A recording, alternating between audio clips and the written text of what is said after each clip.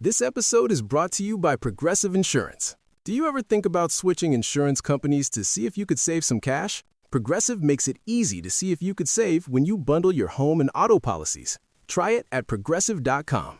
Progressive Casualty Insurance Company and Affiliates. Potential savings will vary. Not available in all states.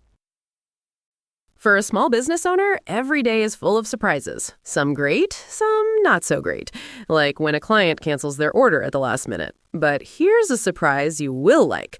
Progressive provides small business owners with 30 customizable coverage options to help keep their business going strong. So go ahead, surprise yourself. Get a quote in as little as 8 minutes at progressivecommercial.com. Progressive Casualty Insurance Company and Affiliates and third-party insurers. Coverage is not available in all states or for all vehicles and coverage selections. We love our pets. They're our best friends as we navigate life's ups and downs with a wag or a purr just when we need it. The Royal Veterinary College is there for our pets, home to Europe's largest small animal referrals hospital, with over 200 specialists providing expert care 24 hours a day, 365 days a year. The bond between a pet and their person is worth fighting for, and that's the belief that inspired the RVC Memory Tree, a beautiful handmade sculpture standing in the heart of the RVC Small Animal Referrals Hospital, adorned with gold, silver and copper leaves, each one engraved with the name of a beloved pet, and each one funding the extraordinary work happening there every day. For just £10 a month, you can dedicate a leaf in the name of your pet, celebrating your pet's life, whilst also helping to fund life-saving treatment and care for animals in need. Visit rvcact.com/memory tree to dedicate a leaf today and let your pet's memory live on.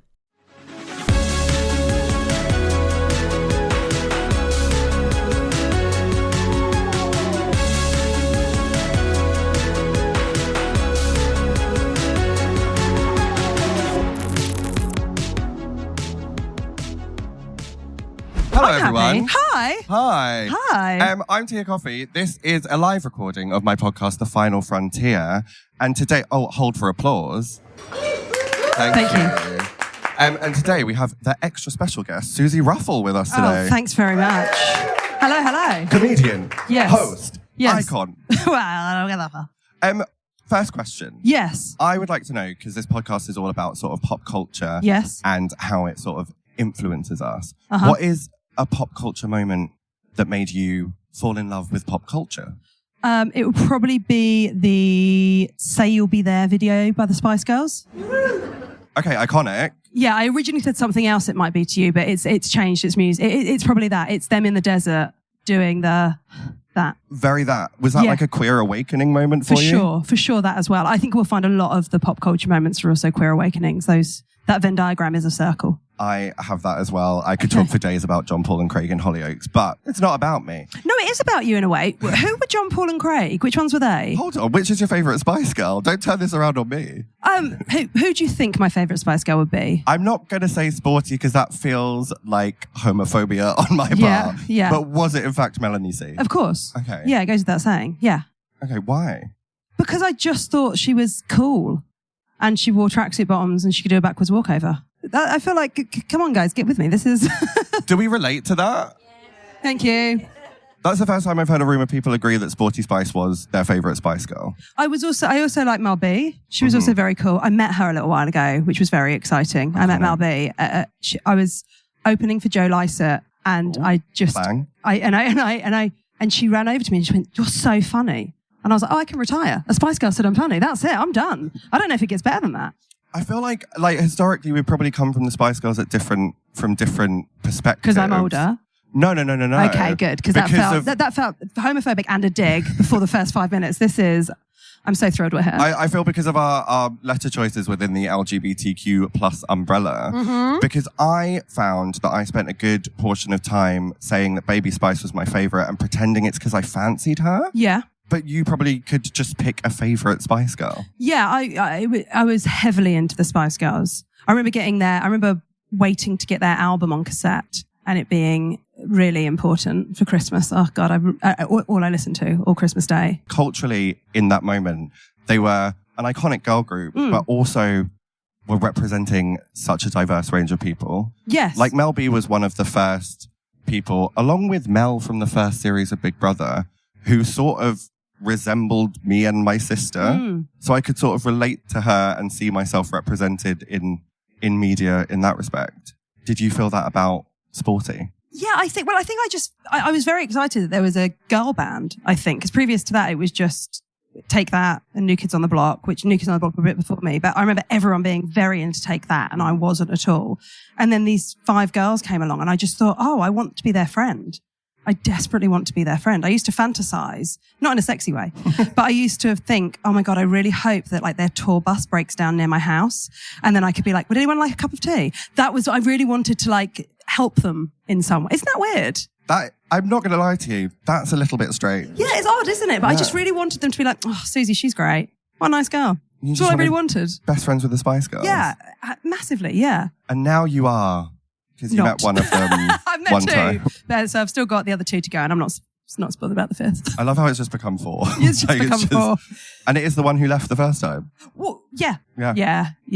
Boo. Not sure on her. Boo, Jerry. Yeah, what happened?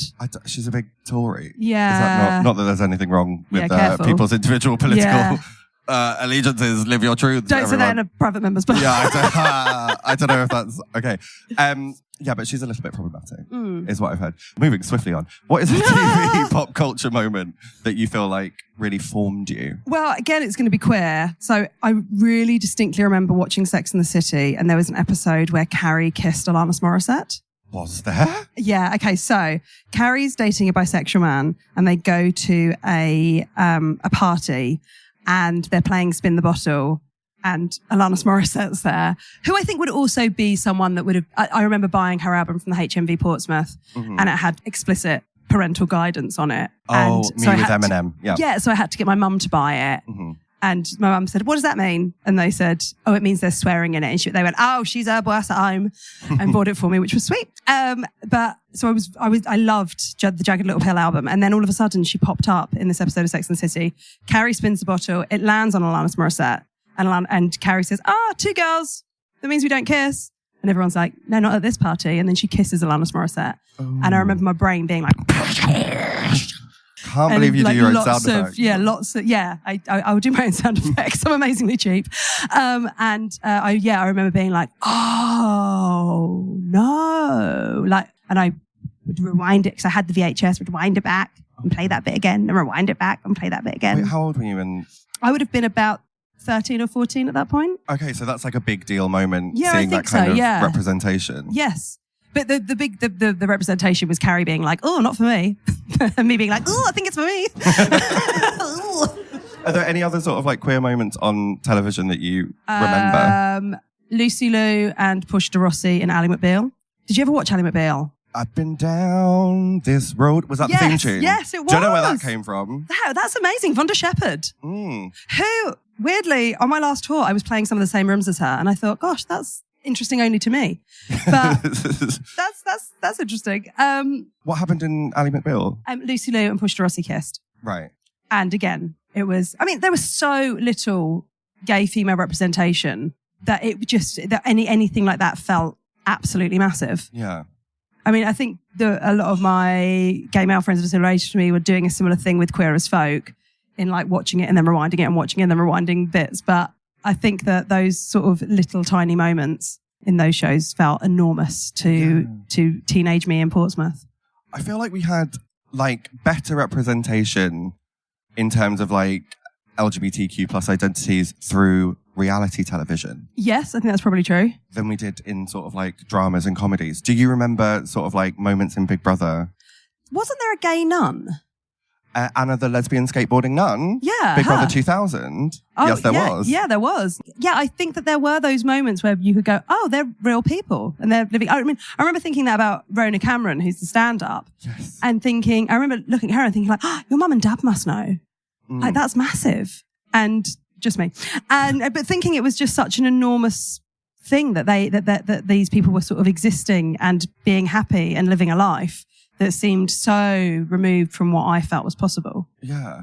But I feel like in a lot of ways, I don't know if you agree with this, I feel like in a lot of ways it was almost like better received than it is today.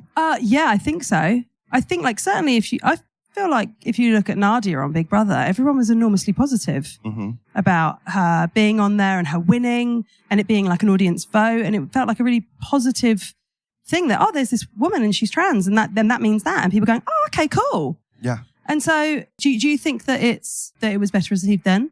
What's your opinion? I do think so. And I'm not going to lie. Do I have a Excel spreadsheet of the protected characteristics of all Big Brother contestants from 2000 to present day? Yeah, because it's my special interest and that's fine. But you do see... What do you like about it? I liked when I was younger getting to see that kind of representation on screen and it was real people. It wasn't sort of written or crafted or sort of fictionalized in any way. And you had diversity from the jump. The first series of Big Brother, Mel, who was biracial, looked like me and my family, came fourth. Darren was in the final. The second series was won by Brian Dowling, like out, gay, very proud, all of that kind of stuff. So there was a lot of diversity in the casting that felt authentic. And it was a time when, not to like drag me and myself as a reality TV winner, but it was at a time when I love that you dropped winner rather than contestant. That was really chic. Reality TV winner, hold for applause. Thank you. It's interactive. I think it was at a time when people were authentic because people didn't know what it was. Yes, I totally agree. And I think that now when you look at dramas and comedy shows, everything is looking for that like tiny viral moment that will then get put up on socials and people go, that's that thing. They're trying to make these little nuggets of sound bites that people will watch and will like and will scroll and look for more of rather than people just going, oh, well, this is who I am and I'm just going to be me. I think everything's far more curated, even in how we all use our socials. It's just this sort of version of people being perfect. Whereas I think in those scenarios, people sort of failed more and were kind of allowed to. And were allowed to be sort of, unapologetic in who they were. And it was just like, this is who I am. I'm not going to change that. Whereas now I think it's like we all are producers of our own social media channels. Yeah. Which is depressing. It really is. Do you find that sort of pressure to create these like social media moments has like impacted your comedy, your stand-up? Not mine, because I don't have those moments. I'm not really a socials person. I mean, I'm on there and I sometimes put stand-up on there, but I don't do like skits or anything like that because it's just not what I do. Yeah. And it would be kind of embarrassing, I think. I think there's some people that are great at it and that's not really me. And, but I do think it's changed sort of the landscape of comedy in that now sometimes you'll turn up at a gig with someone that's got 1 million followers on Instagram, but have only done like 4 gigs ever in their life and they're trying to do stand up and it's a totally different genre.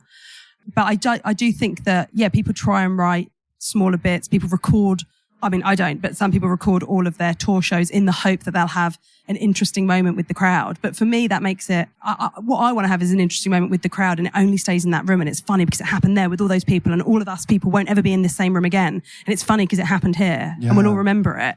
And that's it. And then it's gone. And that's kind of what I love about live work. It's not meant to be to watch on your phone. It's meant to be in the room. That is true, but please do rewatch this podcast on... Oh, we are recording. Please like this. There is tape in these cameras. I feel like I picked up on this like trend with comedy at the moment where a lot of these like viral moments are like a crowd heckle and then the sort of comedian like really focusing on like, how am I going to rebut this in a funny way? Yeah, I think it's kind of making audiences worse in a way in that people go to comedy thinking that's going to happen or they'll say, oh God, I don't want to sit in the front row. Whereas at my gigs, I think at some people's gigs, they'll be like, you're a prick, you're a wanker, fuck you. But at my gigs, it's more like, oh, I've got low self-esteem. Thanks for paying my mortgage.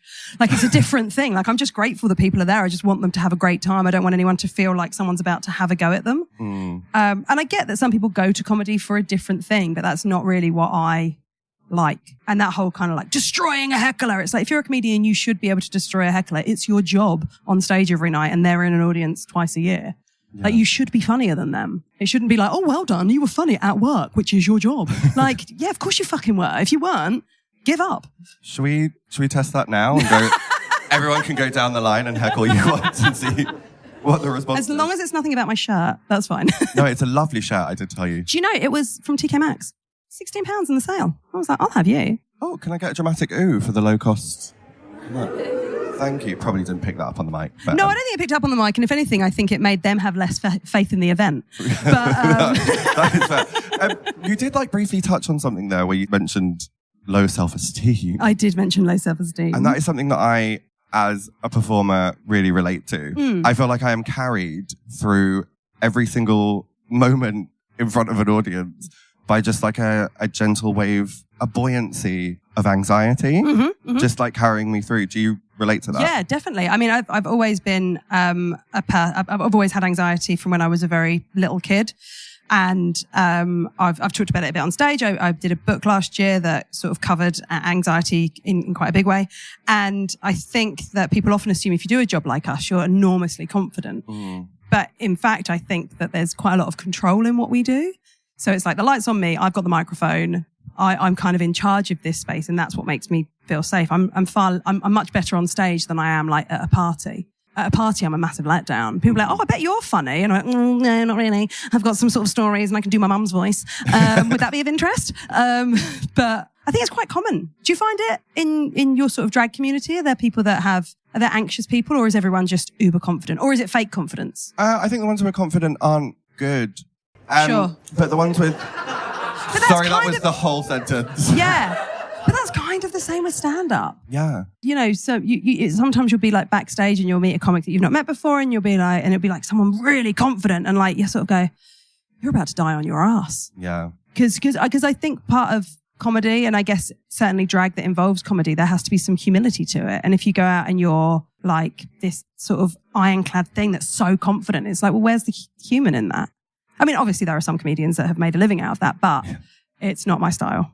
Yeah, and that does tie into what we were saying before about the authenticity of reality TV as well. Yeah, definitely. That like it is the like humanness that people mostly relate to. Yeah, definitely. And I feel like that really does lack in some people. Like if they come off stage and that, well, in my world, if they come off stage and they're like, that was sickening, that was the best show I've ever done, slay, mama. And I'm like, oh, you're not going to like evaluate that and tear yourself apart so that you can improve for next time. No. Allow me to tear you apart. I'm not booked on the same gigs as them because I do more than one number at a time. Ooh. Okay, we didn't come here for shade. Noted. Thank you.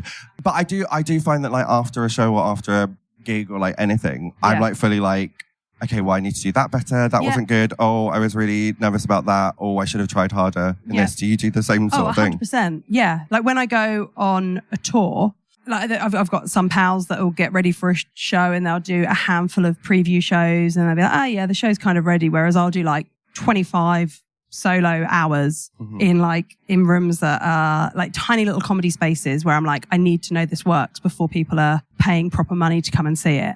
And I think I'm quite, I mean, a perfectionist, I'm sure. My show that I'm very proud of that I've just finished, I wouldn't say it's perfect, but I think that it's a great representation of where I am now and it's stories that I want to tell. Yeah, I think that the moment that I go, oh, that's all perfect, I'll probably go, I think I should give up because I think you can always improve. Yeah, for sure. And you can always find things that are more interesting, or you can always take a different route, or you can challenge yourself in a different way in sort of the creative world. Do you find that things get normalized in the sense that like when you sort of, like you just said, a show that you're very proud of, once you sort of like get like a job that you were really excited about, or you do a particular venue or something like that, sometimes that becomes the baseline and you're like, okay, well, I need to surpass that. Yeah, I think so. I had this sort of realization a couple of years ago where I got to a stage where I was playing really nice rooms, getting to play a lot of like old school theatres, which is sort of my favorite sort of venue. And then it still wasn't enough. And I sort of had to have a word with myself where I was like, if this isn't enough, nothing will be enough. So I have to, I've got to be able to go, this is it. This is great. I've done what I wanted to do, which is be a touring stand-up. If more comes from this, that's great. But if not, this is good. I'm good. I think that it kind of links to what we were talking about before with the sort of social media perfection, but this idea of like getting to this elite level. I don't think that you ever, I've got friends that are enormously successful that have everything and it's still not enough. I think that you just will drive yourself mad. And I think if you're someone that is prone to anxiety like me, I think you have to work out a way to make yourself feel good and safe and enough. Yeah. Wherever you're at, because otherwise you won't be enough if you're, hosting the biggest show on TV, you still won't feel like you're enough. So that was like a lesson in that I had to have with myself, and also my therapist, of course. But because it was getting to a stage where it was kind of silly, where I was shooting TV shows and getting to do lovely stuff, and I was still feeling really shit about myself. And it was like, if I don't sort this out, I think that I will always have this sort of slight dread and anxiety and fear, and I won't be able to enjoy this moment that I'm at. Yeah. Because I'm always looking to the next thing. I don't know if that answers. I don't remember what you asked. No, that totally. But I really went round the houses with it, and I hope that you appreciate my honesty. No, I love it. We're all getting a free therapy session. Thank you. Yeah. Do I have to pay you? It does sort of like answer the question, because like that is one thing that I always struggle with, is like when like I achieve something that I'm really proud of, it almost feels like fleeting. Like you can't hold on to it, and I have to like remind myself. It's a really like silly like mantra that I have in my head, but I'm like, I bet Dua Lipa wishes she was Lady Gaga, and I bet Lady Gaga wishes she was Madonna, and I bet Madonna isn't going to be satisfied unless she's Cher, and I bet Cher wants to be Jesus. Like that's the process that I have in my head. Yeah. Because once you sort of like achieve something that you're like really proud of, that becomes like the zero. That's the normal point. By the way, this podcast is usually like, I love Star Trek and Doctor Who. So I don't know what's happened Sorry, today. I don't like Star Trek or Doctor Who. I'm sorry. No, well, we won't talk about those. But like, we can, and I can sort of riff. Yeah. If you want. Crowd work.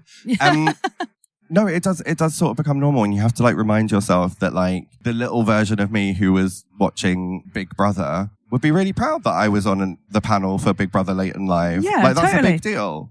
But it does sort of, the struggle is that it becomes the 0 point, like normalized. I think that's really true. And I think that it's this sort of desire to always be better, and this kind of like, be yourself on your best day. And but sometimes I'm like, I think I'm my worst today, and it's my worst day, but like that's still okay. I think that otherwise you're sort of, I don't think the cup will ever be full if you live your life like that. Oh, I don't think the cup will ever be full. Do you know what I mean though? I think that the cup just keeps getting bigger. Is that an analogy? Like as in, no. Wait, the cup, is like, the cup life? The cup could be life. Or what is the cup? Do you know what I mean? Do people know what I mean? There's a couple. Thank you. It's just thank me. you. It's just me. Like I just feel like, if you live your life where you're going like, like thinking of that little you, being really proud of yourself. Like if that's not enough, then the cup's going to keep getting bigger, and you're never going to have enough water to fill it up. No, I get it now. Is that a thing? Thank you. Is anyone in from Oliver Bonus? Would they like to put that on a mug? Expectations. No? Okay. You got snaps. That was good. Oh, Very thank you. beat poetry responses. Oh, I love that. Insurance isn't one size fits all. That's why customers have enjoyed Progressive's Name Your Price tool for years now. With the Name Your Price tool, you tell them what you want to pay, and they'll show you options that fit your budget. So whether you're picking out your first policy or just looking for something that works better for you and your family, they make it easy to see your options. Visit Progressive.com. Find a rate that works for you with the Name Your Price tool. Progressive Casualty Insurance Company and Affiliates. Price and coverage match limited by state law. Summer is here without a doubt, and with that comes a summer wardrobe refresh. The best summer wardrobe is filled with pieces you can wear on repeat, comfortable, versatile, and elevated. This episode of The Final Frontier is sponsored by Quince. Quince make elevated essentials using premium materials like European linen, organic cotton, and washable silk, all without the traditional retail markup. That's right, everything at Quince is priced 50 to 80% less than similar brands. They work directly with ethical factories to cut out the middleman, so the pieces are ethical, high quality, and affordable. Quince's denim is soft and comfortable. Their organic cotton sweaters are perfect for layering when evenings cool down. And they also offer essentials for your home, from bedding and bath to kitchen essentials and furniture. Divas, I always love to smell fresh and fabulous whenever summer hits, so I'm super excited to try out the Quince Eau de Parfum Discovery Set. You get a range of little mini bottles so you can try out different fragrances and see which one you love. Upgrade your everyday. Go to quince.com/Tia Kofi for free shipping on your order and 365-day returns. Now available in Canada and the UK too. That's QUINCE.com/TIAKOFI for free shipping and 365-day returns. Quince.com/Tia Kofi. Every day as a small business owner feels like solving a puzzle. One moment you're cruising along, and the next, there's a shipping snag that has you scrambling. But here's a surprise you will like. With Progressive, small business owners save 13% on their commercial auto insurance when they pay in full. So go ahead, surprise yourself. Get a quote in as little as 8 minutes at progressivecommercial.com. Progressive Casualty Insurance Company and Affiliates. Discounts not available in all states or situations. When you sort of like reflect on little you, Yes. what was it that you wanted? Like, what were you looking forward to? Because when I was 10, I said I wanted to be a contestant on Big Brother. That's genuine fact. You should do Big Brother. Not now. You wouldn't? I would, but You don't want to seem beggy? we'll talk about it afterwards. Okay, great. Yeah. Money wasn't enough. We'll talk about it afterwards. The money wasn't enough. No. What I really wanted when I was 10 was to be like, to have like an amazing friendship group and to feel like I know it's awful, but listen, I found them. It's fine. I'm fine. But I think that was the real, what I really wanted was to have like a really good group of mates and to feel really safe in that. And I didn't really know that I was gay then, but like to have someone that gets me as a partner, like all the work stuff alongside it is amazing and I love it. But for me, it was more about feeling like I was part of something. Which is why you related to the Spice Girls so much. Yeah, that's why I was so desperate to be a Spice Girl. Because I was like, they're all friends and they live together and they live in Maidstone in a flat. Oh my God, I want to live in Maidstone in a flat. I don't. But I feel like really emotional about what you just said. I'm not even like... is it Maidstone or Maidenhead? It doesn't matter. No one cares. Only some of them talk now, so... Yeah, fine. I think it's fine. I don't think they're living in that flat anymore. they've definitely moved on. What was your process like to like find, as RuPaul would say, find your tribe? As RuPaul would say, find my tribe. I learned that if I don't love myself, how the hell am I going to love anybody else? Can I get an amen up in here? I just had to Thank say you. that. Sorry. I would say it took me until my 20s and probably stand up. I would say the first person that I met that I thought like, oh, I really get you and you really get me is Tom Allen, who I work with a lot, who's one of my best friends. And we have a really similar upbringing. We're from kind of similar families and we're both like kind of the unusual one from our family and that we're not like I love my family, but I'm not like any of them really.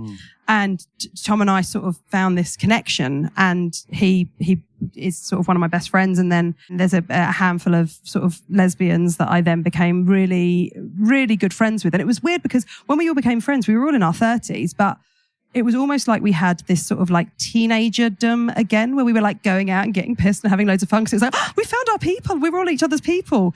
And it felt really special. And obviously I've got loads of friends, around that as well. Like I went to drama school and I've got loads of my like theatre mates and I've got loads of comedy pals. But those people that are sort of the ride or dies are quite a small group. And it took me quite a while to find them. And then when I did, I was like, I'll fucking die for you, mate. I feel like a lot of people have that sort of like queer teenage period again. Oh, I mean, I've seen it with some of my gay male friends where they're like, yeah, I need to have sex with everything because I've come out. Yeah. And I feel like I feel like there's a second second adolescence almost where you can be yourself, where you can have kind of what you couldn't have first time where you're talking about people that you fancy and you're allowed to speak about it. Yeah. I think that we get a second version of that, or at least I can't speak for all of us, but I did, certainly. Same. I blame the Two Brewers in Clapham. Do you? Yeah, very much so. Do you know that's where I met Tom? Is it? At the Two Brewers in Clapham. We did a gig for a gay charity who will remain nameless because it wasn't their fault, but it was genuinely one of the worst gigs of my life. I'd been doing stand-up about 10 minutes. Tom had been doing it a little bit longer than that. And we both died so hard. I had to follow a drag queen. I respect you and your people, but it's impossible to follow drag as a stand-up. Do you remember which drag queen it was? No. And I don't know that they would be a known queen. I don't know if you would know them, but they did it. I would. Okay, well, they did it. They did a thing and it was good. And then they were like, and now some comedy. And literally all of these people just literally went and turned their back. And I just had to sort of do stand up to their back and just nothing. And just Tom was there like, and then it was like, and now Tom. And Tom went up and no one gave a shit either. Everyone stayed with their backs to him. I sat there like, and then we had to get really drunk to make it a funny story. Yeah. I feel like those moments not only are like really connecting for people who have experienced it, but I feel like as a performer, you have to go through that. Oh, sort worst of like, worst gig. Yeah, you have to. What was yours? What was my worst gig? Yeah. I have a separate fear, which is like similar but different, which is I've never fallen over on stage in heels. How tall are Which you in is heels? impossible, by the way, because every drag queen has fallen over on stage, but it's like my biggest fear, so I'm So just it's like very cautious. waiting. Yeah, I just don't really move. I just don't really move while I'm performing because I'm like, don't fall over. What are the highest heels that you wear? That I wear now? Or that you would wear for a show? The highest heels that I would wear would exclusively be to win RuPaul's Drag Race. In Which real were life, how I high? will wear a flap. No, I won't. I wear like a sort of like chunky boot for safety. Very grippy, lovely platform, not too much arch. Yeah. You wear a lesbian heel? I do, yeah. Very much so. It is. Grippy, you could do a hike in it. Just for the sort of comfort of it. Do you know what? I feel like the training ground that you were sort of talking about of doing the smaller stand-up shows to like test the material, I feel like that is like what I went through pre-Drag Race a lot of the time. Because all the bars around sort of Soho and things that I performed in were like that training ground. And like the majority of the bad gigs prior to that, I probably don't remember because of being given Jaeger bombs throughout the period of time. Yeah, okay. But that's why I literally like don't drink alcohol when I'm sort of like performing now. Yes. Because like at that time, you sort of feel like as part of the audience interaction, like they'll bring you a shot and it's like, oh, it's rude if I don't drink this. And then suddenly I'm like, oh. What am I doing? What were the last like 5 songs that I performed? Oh, no. Yeah. So probably those, but thankfully I don't You don't recall. remember them? Yeah. But the audience do. Sure. And that's where the anxiety plays in. Was that your worst gig at the Two Brewers? I mean, that was you have quite a lot of bad gigs when you start because you're not very good yet. You know, you're like, oh, I've got like 2 stories to string together and I've got okay stage presence and I'm working out how to get people's attention and get them to stay with me. But yeah, I had like really bad gigs in some comedy clubs that were just really tough. And I remember going on, before I went on stage, someone said to me, we've got 6 stag do's and 5 hen do's in. Oh. And it's impossible. And you learn very quickly that you can take the piss out of a hen do. You can take the piss out of a stag do. You can be like, who's the stag? And they'll be like, it's Gary, he's a prick. And you're like, yeah, Gary, you're a prick. And then you're like, oh, it's a hen do. It's like, oh, it's Karen. Like, oh, Karen's a prick. And then like Karen's trying to be like, no, actually Karen's had a really hard time and she's doing really well. And so you have to be really careful with like, oh God. Because women are worse when they're really drunk in a comedy crowd. Men you can put down, weirdly, but a really, really drunk woman is a fucking nightmare. I did a tour show a little while ago, and this girl had come by herself, which is very sweet when someone like makes the effort to come by themselves. And I think that she probably drank a lot before she came because she was nervous, and she got involved really early doors. And so I was like, oh, hello, hon, you want to chat? Let's chat for a minute. And so we're having a little chat, and I don't like being mean, and it's just not my vibe. And I could tell that like her heart was in the right place, but like her mouth was like a bottle of wine deep. And she kept sort of interjecting, and I kept sort of like being, and I was kind of like, it was a bit like whack-a-mole. Like I'd get through a bit and then I'd have to whack her and then get through a bit and then I'd have to whack her again. But it was kind of working. And then about 40 minutes into the first half was 45 minutes, she got up, walked towards the stage, leant on the stage and went, I want to talk to you. I was like, honey, there's 400 people here. Like, I'm at work. And she was like, no, I just need to talk to you by yourself for a minute. And I was like, oh, I can't talk right now, but maybe we'll chat later. And then she walked into a dark corner and just stood there by herself. And I was like, honey, what are you looking for? And she was like, the toilet. And I was like, it's that way. And then like when she went out the door, I said to the bouncer, she can't come back. She can't come back. God love her. I don't want to be mean to her. We've all been that person. I've been that person, not a comedy gig, but we've all, she was pretty young and she, she wasn't having a great day. And she would have shame tomorrow. She didn't need more shame by me, like giving her a kicking from the stage. Yeah. And they are some of the trickier audiences I've had. I've also had to leave from a back door from a gig before as well because a woman sort of made a run for the stage because she wanted to punch me. Like physically threatened you? Yeah, physically threatened me. She had said something like a bit homophobic and I said something very cheap back to her like, hun, looking at you, I'm going to be back on cock by the end of the day. Just like it was playful, it was mean. Classic. Sure, but like whatever, And she fucking didn't have it and she ran towards the stage, bouncers had to pull her back. And then when I got off stage, they were like, you need to leave by the back door because she's waiting for you. Oh my God, I ran back to tooting like, oh my God, I'm on the run. Jason Bourne. Is that what he does? I mean, I don't know. No. But I can't lie, that's kind of fierce. Like, I'm not going to lie. Like that I ran, yeah. But some people can't handle that kind of thing in those environments, and it always makes me wonder, like, why have your friends put you into this situation if you are that kind of person? Yeah, bad. Because it's the same with drag. Like, people, for some reason, like, have no real respect for, like, a drag performer on stage. Yeah, but they, like, touch you and stuff. Or, like, touch your hair. Get on the stage. No. And, like, we're doing karaoke or something in that moment, and we'll, like, get on the stage. Or, my least favourite thing, this is a PSA, don't do this, is, like, in a venue I used to work in called Halfway to Heaven, do you know it? I know Halfway to Heaven. Where the stage is. Yeah. There's also the toilets to the side. So like in the middle of a show, someone just walking across the stage unacceptable, to get to the toilet. Unacceptable. Absolutely raging. Yeah, furious. Bringing it back a little bit to sort of like pop culture moments. Yes. We've spoken about like what you loved in the past and what sort of like got you to this point. But what do you love now? What are you binging? What are you watching? What films do you love? I am currently watching ER from the beginning. So still retro. Yeah, still retro. So me and my wife really like medical dramas. I can't watch comedy. Oh, actually, I loved Hacks. That's an amazing. Have you seen that? No. Oh, it's like the best TV show. That's right. It's perfect. I think it's such great writing. But we really loved The Pit, which is a medical drama. And then the main guy that's in it was also in ER. So we decided to watch ER from the beginning. And that's what Alice, my wife, and I are doing at the moment. And we call it TV Club. Because I'm not on tour, so we're like, oh, it's TV Club tonight. That's really cute. Yeah, is it? Is it adorable or is it kind of... It can be both. Two things can be true. Yeah.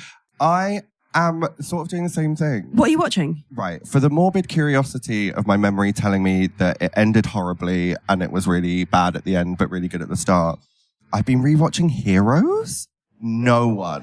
What is it? Anyone? Yes. Heroes was like a superhero show where everyone's sort of like powers got unlocked. How? I can't remember, which is why I'm rewatching it, but somehow. And the motto of like the first bit was like, save the cheerleader, save the world, which by the way in French is sauver le pom-pom girl, sauver le monde. Pom-pom girl is French for cheerleader. Why do you know that?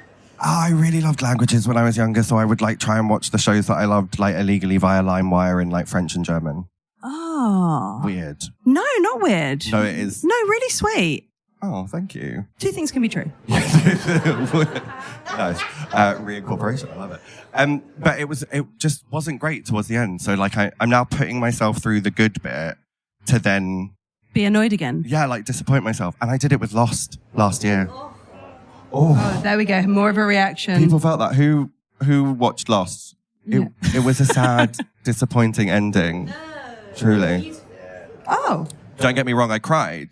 There's a bit at the end where I find it cringe, but I'm also trying to train myself into believing that like finding things cringe is just like me not letting other people have fun. Yes. Yeah.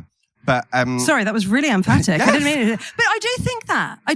You know, like people love, people are like, oh, that's really cringe. It's like, no, just let people love what they love. Yes, you know? I've only just learned this recently. I'm sorry, this is a tangent. I'm 4 years older than you. That's why I worked it out quicker. I learned it from my partner who's younger than me. Oh my God. Because I was like, this is a really sad story and please don't judge me. It's not sad as in like upsetting. It's sad as in like I'm a bad person. Oh. But I was like scrolling through TikTok and I saw this video. Why am I obsessed with the two brewers? It was people dancing at the two brewers.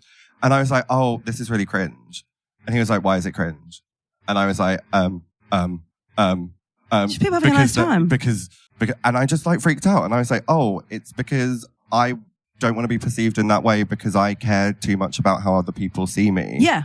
So I'm being judgmental to these people. Yeah. And it like unlocked, like Sila from Heroes, it unlocked something in my brain. Yeah. That's your superpower. Yeah, cringe is just not letting other people have fun. Yeah. Well, do you know, I interviewed Annie Mac a couple of weeks ago and we were talking about she does this amazing club night called Before Midnight, which is great because it finishes at midnight so we can all have reasonable sleep. Sensible. And she makes everyone put a sticker over their camera on their phone because she's like, she noticed from the decks that as more people would have phones and go out with them and record things, it was stopping people from dancing how they wanted to dance because they were worried that like they'd be in the background of someone else's video. Oh and now everyone's like dancing and just having a moment, being in the moment rather than being like, oh, let's record all of this, which is nice. Do you know, I'm sorry, this is probably like one of the most sort of neurodivergent conversations that you've ever experienced as a group of people, but they've discovered in studies recently that apparently because of phone use, language acquisition in toddlers has reduced.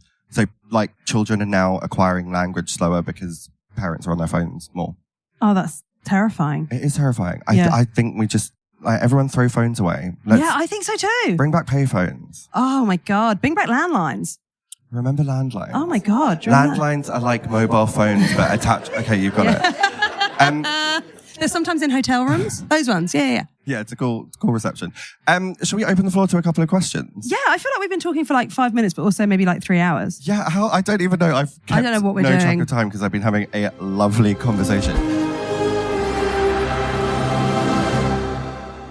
Do we have any questions? Oh, I'm going to roam with the mic, which is very exciting. Oh my God. I love this for you. Hello. Hi. Hi. Just a very quick question. Yeah. You mentioned a lot of things pop culture-y.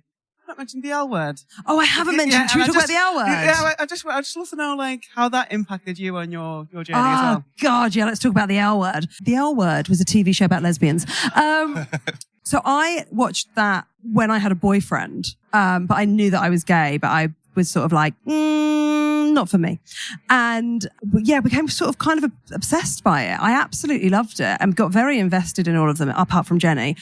And of course, but yeah, was it a big moment for you? Yeah, so I watched it with, my mum was still like up watching TV and it was very awkward, but I wanted to watch it and obviously didn't have loads of TV. So I used to describe it as to my mum, it's like Sex and the City, but like slightly different. Yes. And that was the way that, and then they'd watched a little bit of it and then they'd eventually go to bed and then let me finish watching Jenny Howard. And that's kind of, it was such a big moment with characters and stuff like that. Yeah, definitely. It's really important for Did it make you really want to move to West Hollywood?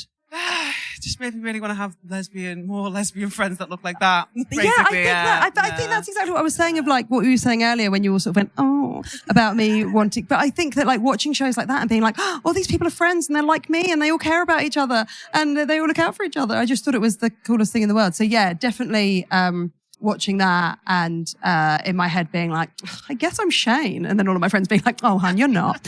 But that's cute. Who was your favourite character? Alice. And my wife is now called Alice. So yeah. Oh, I don't know if that's linked. Was it Sarah Shahi? Yes, Carmen. Yeah, God, that wasn't that quick. That's in there, isn't it? My God. Pause rewind. But yeah, thank you. No, thank you. So I have to confess, I've not watched the L Word, which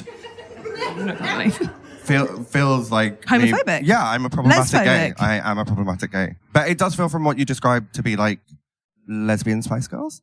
It could be lesbian Spice Girls. It was sort of lesbian Sex and the City, as you said. Like it was. I mean, I'd never seen like lesbian sex. Like it was so graphic. Like my friend owns a bar in Brighton called Crossbar, which is the first ever women's sports bar, and it's amazing.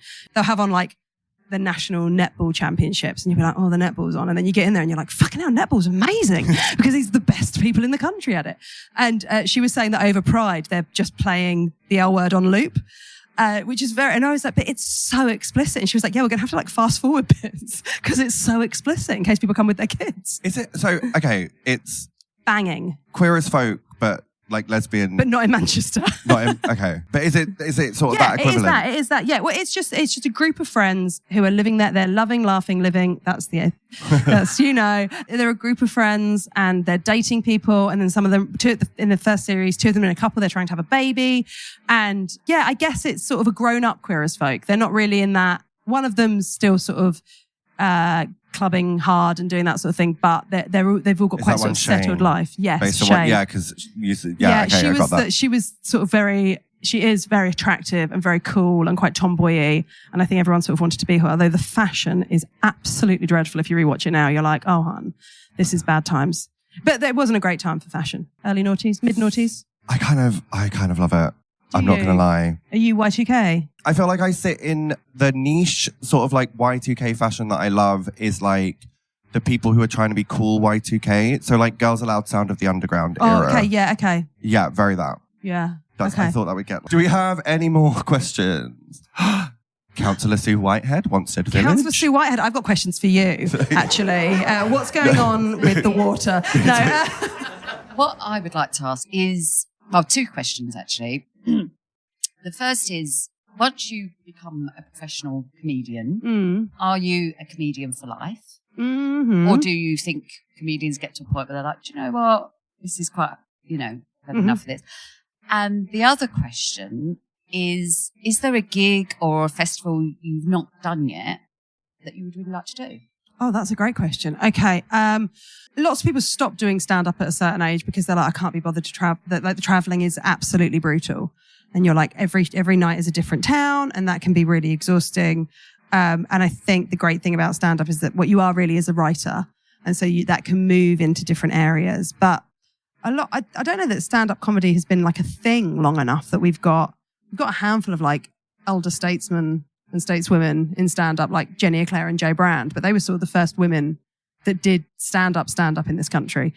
And so, and they both write books, but Jo, I think, does a bit of stand-up, but Jenny definitely tours still. And I think I'll probably do it always because I just love it. I feel like it's a real privilege to make people laugh for a living. I love it. Is there a festival or something that I would really like to do? I would really like to do stand-up in the States, but I don't want to go there until Trump's out, basically, because I feel like it'll be, okay, so you clap at that, but not at Sound of the Underground. Good to know. Yeah, they're like the same thing. Yeah, kind of. But just because I feel like it would be awful to go there at the moment, and I just don't want to be any part of that. But at some point, I'd love to like go and be able to do a show in New York or Chicago and places that have got like great comedic histories. But I'm very lucky that I've got to do a lot of the things that that were really on my list when I started out. And I remember I really wanted to do the Montreal Comedy Festival, which is this massive festival, 6 or 7 British acts that get to do it a year. And one year I was one of those British acts on this like New Faces bill. And I had a really nice time when I was on stage, but the whole time that I was off stage, I was like, oh God, I just want to be at home. And my daughter was really little and I felt like really bad and I had real mum guilt. And I didn't really enjoy it as much as I should have, which is disappointing. But like years ago when I started drag, I was like, when I'm 40, I'm not doing drag anymore. Oh. And now I'm like actually really close. And I'm knocking like, on that door. Wait. Knock, knocking on the door. Maybe I need to carry on doing drag. Oh, you definitely should carry on doing drag. Yeah, for sure. Yeah. Do we have any more questions from anyone? We've been loving your chat so far, and I'm here with my best friend, and we really love what you're saying about finding your tribe in your 20s. I think we've definitely done that. So our kind of question would be like, what would your advice be for your 30s, and what would your kind of like tips and tricks be? For 30s? Ooh. Oh. This is really comfy, so I'm going to stay here. Yeah, please do. Yep. I mean, I feel like I'm 40 and I've like been just working things out. God, you've really stumped me. My sister's 12 years older than me. Uh-huh. So I sort of Can like we rely ring on her. But I rely on her quite heavily for sort of advice. And once I asked her, like my nephew had turned like 8 or something. And I said to her, like, when do you feel like an adult? Because like I don't feel it yet. And she said, well, so far, never. I'm like freaking out the whole time and sort of pretending to know what I am doing. The way she said that to me, it was similar to what I was sort of saying before about like, I bet Dua Lipa wants to be Madonna. Like, I feel like at every sort of like decade you get to, there's something in the back of your head that's probably thinking, oh God, okay, when I get to the next one, then I'll have all of that figured out. I don't know. I'm 36, so I don't know that to be the case necessarily, but that's how I feel right now in the middle of my 30s. It's like, okay, I'm doing better than my 20s. I definitely know myself more. But like, maybe when I get to 40s, I'll have it all figured out and feel calm in my mind. Apparently that's lies. And my sister was like, you're never going to figure it out. And it's just going to be messy boots the whole time. I had to give a speech at a university this week, a graduating class. I had to give the graduating speech as someone that never went to uni. And it was be willing to fail, because if you fail, you know you tried. And the next time you might not fail, or you might fail better. And sometimes you have to fail better until you're not failing anymore. The next one was surround yourself with good people. The next one was work hard. I mean, they went on a bit. They weren't just like a list. It was really, it was so intense. People cried. No one cried. Like I'm going to cry. Then, love your differences, love your weird, love the things that make you, some of the things that you really dislike about yourself as a teenager will be things that you really lean into as an adult. And that's and be willing to do that. And then the last one was something hugely inspiring that I can't remember. So that was that. Yeah, I really smashed it, right? Can we get a round of applause for that? Oh, please don't feel obliged. You've got a podcast with Attitude. Yes, I do. Tell us about that quickly. Oh, it's called Out. I've done a bunch of series of it, but recently I've teamed up with the magazine Attitude, I did this podcast during COVID, which was me interviewing sort of queer luminaries, people that from all walks of life. You know, I've interviewed sort of barristers and MEPs, and then also Dustin Lance Black. You know, people that are famous in all kinds of different ways, but that do something interesting, and they also happen to be queer. And so I did lots of series of this, and then it sort of stopped because I didn't have any time for it. And then when I went out on the road on my most recent tour, I was doing a book signing every night. And it got to a point where there were so many people every night saying to me, when's Out coming back? That I was like, oh, I need to make some more of these. And so I went to Darren at Attitude and was like, will you help me? Because it's really hard. I was making it all off my own back and I was paying for it all. And it's quite hard to make any money out of podcasting. And so they sort of teamed up with me. And now we've got a new series that's quite recently come out. Tia Kofi's one of my guests. An excellent episode. And then there's also Bradley Riches from Heartstopper, and we've got Megan Jane Crabb, and we've got Monroe Bergdorf, and lots of interesting, inspiring people telling me their journey, telling me their stories, their ups and downs. And it's just, this is exactly what it is to me. When I started making it, I just put it out. My friend edited it for me, and we started to realize that people listened to it all over the world. All over the world, people listen to it. Then we realized that people were listening to it in countries where homosexuality is yet to be decriminalized. And then I got an email from someone one day saying, no one in my life knows that I'm gay. They'd made up an email address to just email the podcast. No one in my life knows I'm gay. I live a very straight life. I live in Saudi. I can't be who I am, but I listen to your podcast every week. You're my pride in my pocket. It's the only bit of pride that I get. And so that's what I like to think of it as. It's pride in your pocket. If you want to slip it in, just be, and just hear a story that has people a bit like you, or has had a journey similar to yours, or someone that's had a journey totally different to yours, but you can, and it's not just for queer people, it's for anyone that is interested in people's stories and people living as themselves. That's what it is. That was the elevator pitch. Thank you. Oh my gosh. This is like the third time that I've nearly cried at what you're saying. That's my dream, to make you cry. It's so important though, that kind of representation. Yeah, and I think it's the podcast that I wish existed when I was a teenager, and I went through years of really not liking myself because I thought that I was so different, and I just kind of make it for that 14-year-old kid as well. You go, if I had listened to that, I would have felt a lot normal, a lot quicker. We didn't have podcasts when we were younger. No, of course. We called it the radio. Yeah. The talkies. Before you go, at the end of the Final Frontier, we always like to play a game. Can I get a dramatic ooh? And this week, producer James has come up with a game for us, but James doesn't have a microphone, so I'm just going to repeat what James said into the microphone. What's the game, James? It's called In or Out. It's called In or Out. Okay, so Great. James is going to say stuff, and then we have to say if the stuff is in or out. Okay, Sounds go. Fun. Okay, let's do it. True crime documentaries. True crime documentaries, in or out?